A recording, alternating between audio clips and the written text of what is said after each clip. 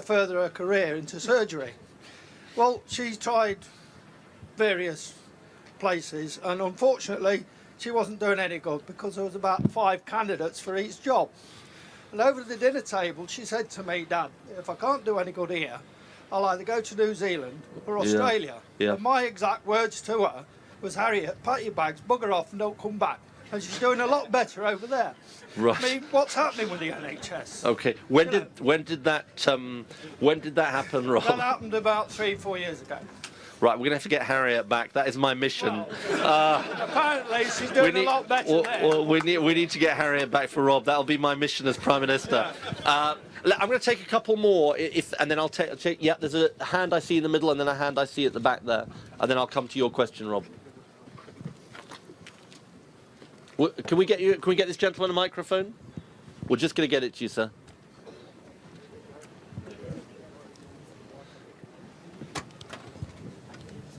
My name's Gary Haywood. Hi, Gary. One thing I wanted to ask. Yeah. What would your government do to stop all the health tourists coming and using our National Health Service? Okay. For free. Yep, good question, Gary. And then there was another hand I think I saw. Yeah, a gentleman over here. All right, yeah. She meant the gentleman at the back, but that's fine. Yeah. Oh, sorry, it's not on. Yeah. Worrell Powell. What's your name, sorry? Worrell Powell. Worrell, hi. It's been well documented, Ed, but that British rolling stock contract's been won by foreign investors. And what do you intend to do that in future? Okay, and then I'll take one more in this round. There's a gentleman who had his hand. Yeah. My name's Steve Yates. I'm a contractor. Yeah, hi, Steve. Going back to the... You work here, do you? I do, yeah. How long have you been here? Almost a year. Right. Just going back to the question, the lack of beds in the hospitals. Yeah. Do you think that may be linked to our immigration problem? And what do the Labour Party intend to do about that? Okay. So let me take Steve and Gary's question together, and I'll come to Worrell's question and to Rob's question. On Steve and Gary's question on immigration, so let me say a couple of things. First of all, there are supposed to be rules in place around people using the NHS, and we should enforce them, right? We've got to enforce those rules, because I think sometimes those rules aren't enforced, and we've got to make sure that that does happen. That's the first thing. Secondly, and this goes to the point about immigration, I want to change the way Europe works. We've got to make it work better for us. And one way we've got to make it work better for us is we've got to have the European budget spent on helping countries that are coping with the impacts of immigration. I think part of the problem at the moment is that when there's pressure on public services, for example here and indeed elsewhere, there's actually money isn't set aside from the European budget spent on a whole range of other things. So that's the second thing I'd do. Thirdly, the point I made earlier, when people come here, for example, and getting benefits, they shouldn't get benefits for at least the first 2 years. So I think there's a difference we can make on immigration. Let me just say one other thing to you, though. There'll be some people in this election who say, look, the answer is to get out of Europe. That's sort of Nigel Farage's position, right? It's not sort of, it is his position. Get out of Europe because that'll help us. Now, I just want to make this point to you because in a way, the easy thing for me to say is to pretend like David Cameron does, that I sort of agree with him and all of that. I'll tell you, for a company like this, that's a disaster, right? Because think about how much we're linked to Europe in terms of jobs.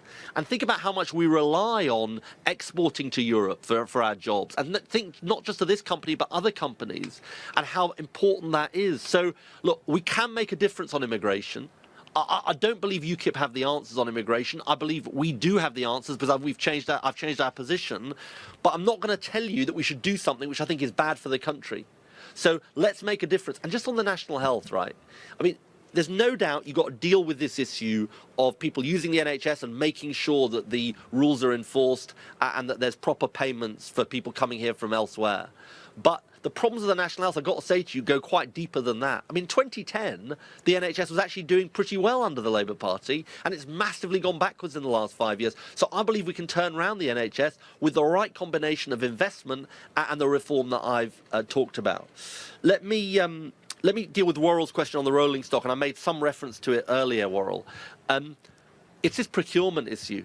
It's how you make the decisions. Look, the Bombardier thing was just a terrible mess, right? And it was sort of disadvantaging a British company, and it was all to do with the petty bureaucracy which said, oh, that's the way you've got to do it. You don't have to do it that way. And we've got to make sure that we protect our industry, and I absolutely believe we can. And when we're in government, we will do that. And we will make sure we're not going to try and sort of, if you like, subvert the rules, but we've got to make sure the rules which allow you to help your own industry are properly enforced, and we properly do that. And I think if we do that, we can definitely help companies like Brush.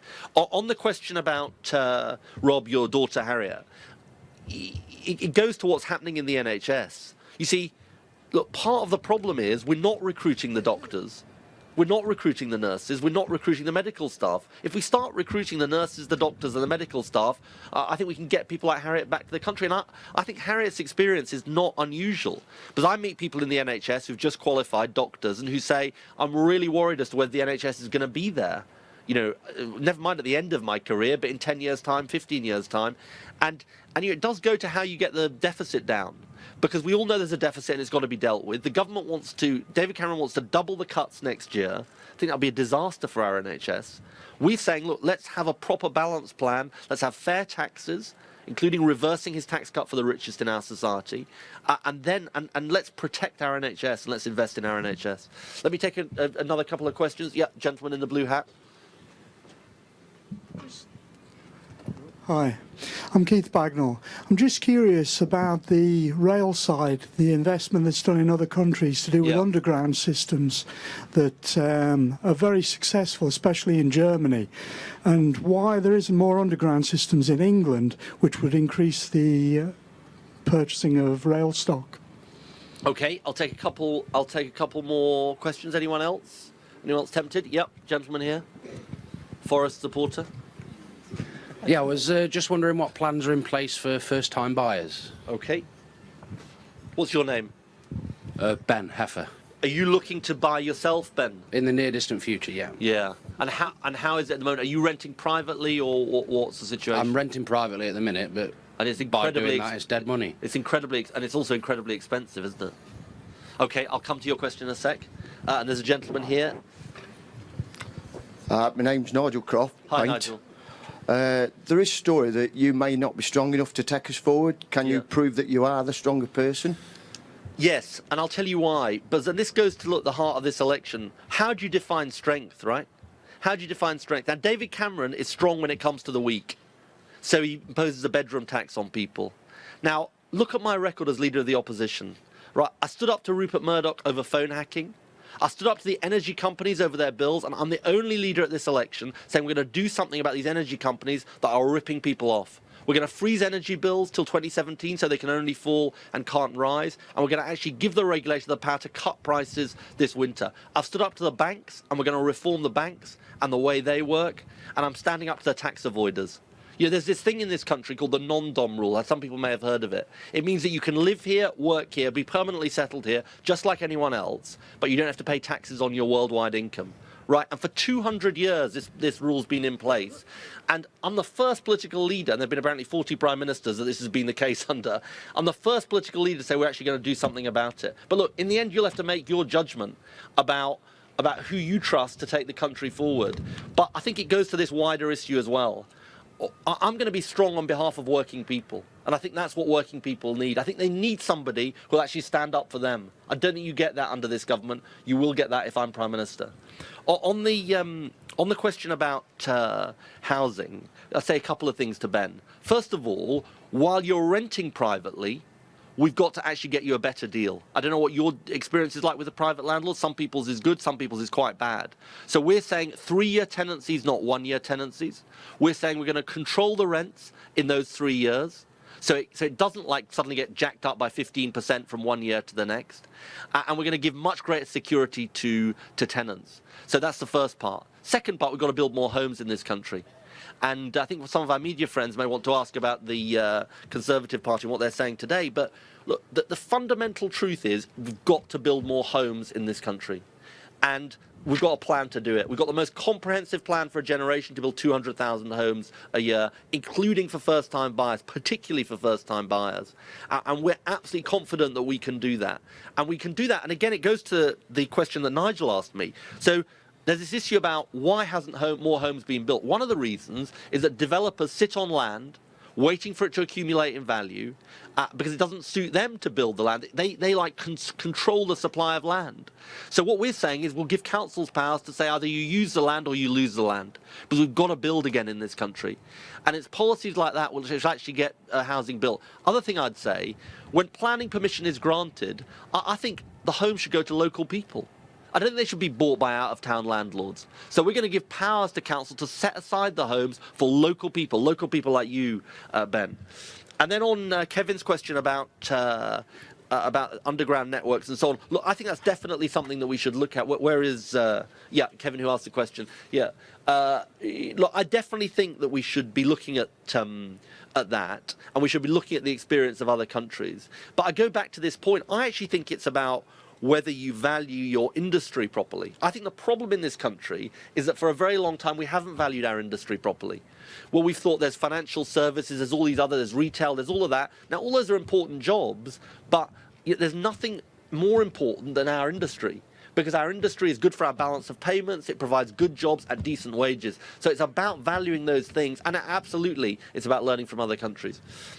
Yep. Just one more question. Yeah, Nigel. You say you're a man of your word. Yeah. Now, how come when we have such disasters in our own country, yeah, do you not believe you should look after your own before you go to somebody else? I absolutely believe we should look after our own. And your question is about overseas development and the money we... It's not just overseas, it's about disasters. There's stuff that happens in your own country, in your own backyard. Yeah. You should look after that first. Well, I agree with that. I totally agree with you on that, Nigel. We should do that. But look, if your question is, do we need to look after people here? We absolutely do. We absolutely need to look after working people here, and that is quite what we'll. That is what we'll do. Look, there is a broader issue, though. Maybe that's not what you use in your mind about the money we give in overseas development, and some people have raised that. Personally, I think you see from the British people their generosity when there's an overseas disaster, and it's the British people who are always the first to come forward. And secondly, look, it goes to this issue of the world we live in. It helps us to help other countries. Now, when there is extreme poverty in other countries, right, if we let that get out of control, if we let that kind of take hold, you end up with states failing, terrorism being bred, and then it comes to our shores, and you have failed states. So I think there's a moral principle why we should help other people in the world, and we can help people here. We have to help people here first, but it's not inconsistent. We're spending a small amount of money on overseas development. So there's a moral principle, but there's also a self-interest principle. It's also the right thing to do for our country. Let me take, well, hang on, somebody who hasn't asked a question. Yeah, gentleman here, and I think the gentleman in the white, and then I'm going to come to the media folk. Hi, Gareth Wilcox. Hi, Gareth.